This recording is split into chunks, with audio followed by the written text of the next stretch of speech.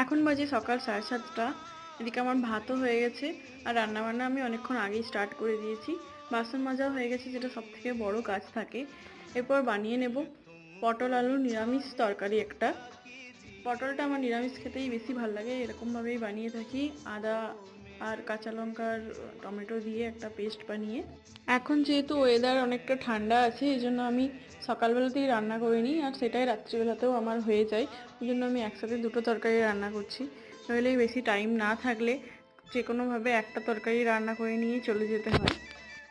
আজকের মেনুতে ছিল আলু পটল সয়াবিন দিয়ে একটা তরকারি, ভাত আর আলু গাজর ভাজা পেঁয়াজ দিয়ে। এরপর আমি টিফিনটা প্যাক করে নেব। আজ সকালের খাবারটা ক্যান্টিন থেকেই নিয়েছিলাম। এখানকার লোকেরা সকালবেলায় চিড়ের পোলাও খায়, যেটা এখানে পোহা নামে পরিচিত। সন্ধেবেলায় আমাদের পছন্দের খাবার চা আর মুড়ি, সেটা